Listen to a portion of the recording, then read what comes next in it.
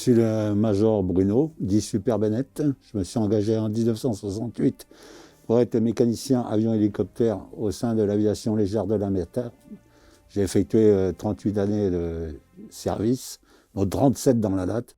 Au début de ma carrière, sur ma première affectation, j'étais à l'escadrille à l'acte de l'école d'application d'artillerie qui se trouvait à ce moment-là à Chalon-sur-Marne, Chalon-en-Champagne. Et j'étais un joueur de basket, j'aimais le basket, et j'avais une idole qui s'appelait Rudy Bennett, qui avait un shoot particulier avec les mains derrière la tête, bon bref. J'ai entraîné des gamins de militaires au basket. On était rattaché à un club qui était la SPTT de Chalon. Et un jour, sur un jubilé, les parents ont demandé mais quel est le nom de ton entraîneur, parce que nous, on ne le connaît pas. Et c'est les gamins qui ont dit, ben non, c'est Bennett. Donc, enfant de militaire, ça fait la boule de neige, et tout le monde m'a appelé Bennett. Puis, au cours d'un séjour en Afrique, je suis passé Super Bennett. Ma première OPEX en 84, c'est la République centrafricaine, à Bangui, puis le Tchad. Du Tchad, j'y suis allé plusieurs fois d'ailleurs. On est reparti sur d'autres OPEX en Yougoslavie. Avant, la guerre du Golfe. Puis le tsunami en Indonésie.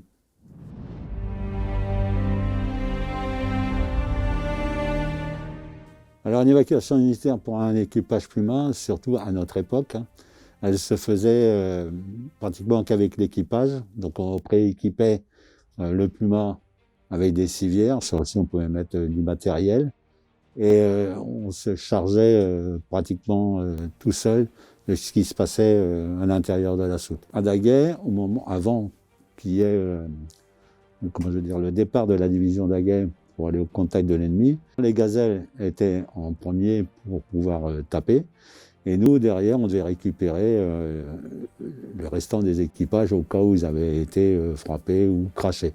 Il a fallu former sur place des personnels qui étaient capables de sortir, après un posé d'assaut du Puma, de sortir du Puma, d'aller vers la machine crashée, et en fonction de ce qu'ils avaient à faire, en fonction de l'état des pilotes, de pouvoir les sortir, les ramener dans l'hélico et repartir le plus rapidement possible vers un point de recueil pour les hospitaliser.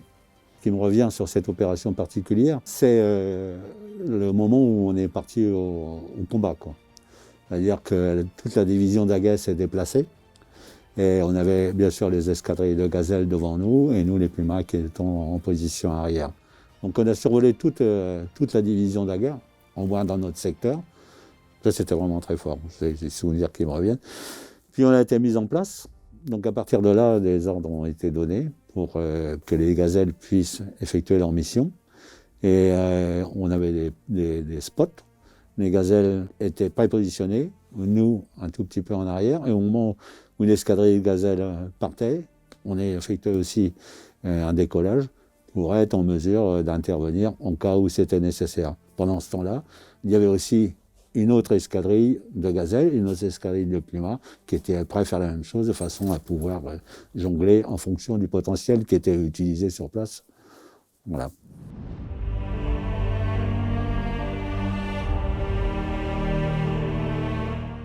En ex-Yougoslavie, au Kosovo, parti pour une mission pour faire un transport secondaire de blessés français qui devait rejoindre Skopje pour prendre un avion rentrant en France. On a été mis en alerte par l'hôpital français pour une évacuation sanitaire sur des Danois qui étaient en reconnaissance, et un VAB avec une jeune femme qui était en tourelle, avait dérapé et s'était chuté, s'était retourné.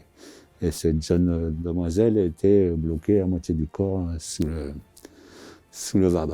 Le temps de ressortir nos blessés, on est reparti avec une équipe médicale directe. Nous sommes arrivés sur place. Ils étaient en train de relever le VAB pour dégager la jeune fille. On l'a emmenée au retour à l'hôpital, où elle a été prise en compte direct par la chirurgie.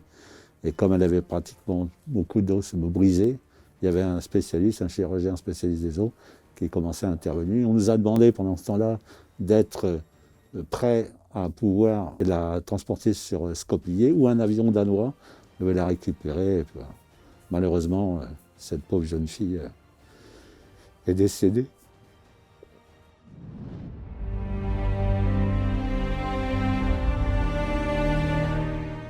Le 17e RGP, étant en position à Fayal-Argeau, demandait un support Puma de façon à pouvoir évacuer en cas de nécessité des blessés, puisque leur principale mission était de dégager les champs de mines. Malheureusement, ils ont un de leurs adjudants-chefs qui a sauté sur une mine antipersonnelle, qui a eu le pied arraché.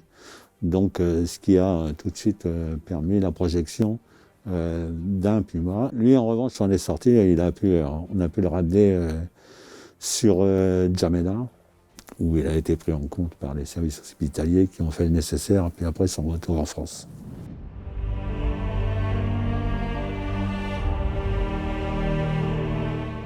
On devait récupérer souvent des enfants qui étaient soit handicapés, soit qui étaient blessés, et qu'on mettait dans nos Pumas pour les ramener sur la Croatie, où là, ils pouvaient être pris en compte par des services hospitaliers et par des Canadiens ou des Américains ou des Italiens qui nous emmenaient dans leur pays pour pouvoir les soigner. Souvent, à ces moments-là, dans les évacuations qu'on a fait en ex-Yougoslavie, on n'était que l'équipage. Donc, il m'arrivait souvent de sortir de ma place pour pouvoir réconforter ou m'assurer que tout se passait bien à l'intérieur du cargo, mais surtout pour les enfants et les femmes, parce qu'ils avaient énormément peur.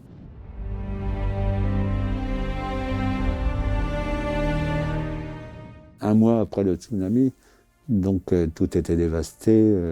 Il y avait énormément d'enfants qui étaient seuls, qui n'avaient plus de parents. Et j'avais ramené à l'occasion des balles de tennis. Et au cours de ces missions, on emmenait des balles et on donnait aux enfants. Il fait, quand ils nous voyaient, ils avaient un regard qui était vraiment très triste, très, très prenant. Et avec une seule balle de tennis, tout s'éclaircissait. Et d'un seul coup, on pensait qu'ils avaient tout oublié. Bon, mais ils étaient joyeux. Ils ne se sont jamais battus. Ils se passaient là les balles et tout. C'était les grands moments forts. Hein.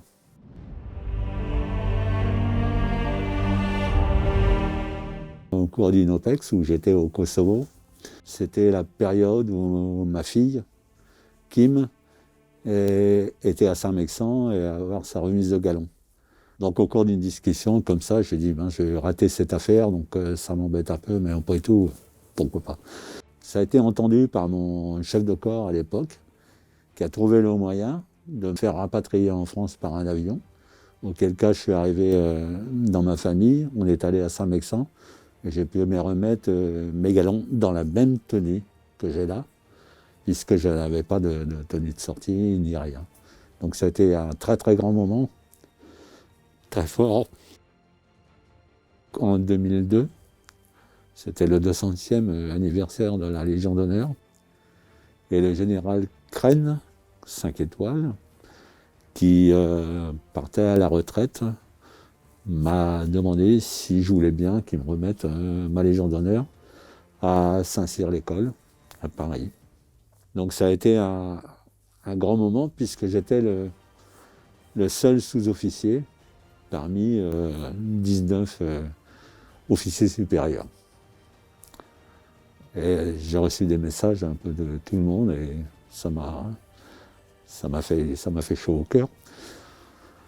Surtout que mon grand-père, Lucien, qui avait fait Verdun 3 fois à la bataille de la Somme, a été décoré de la Légion d'honneur. Et mon père m'a demandé de porter la Légion d'honneur de mon grand-père. Donc celle que j'ai là, c'est celle de mon grand-père, et la mienne, elle est juste derrière.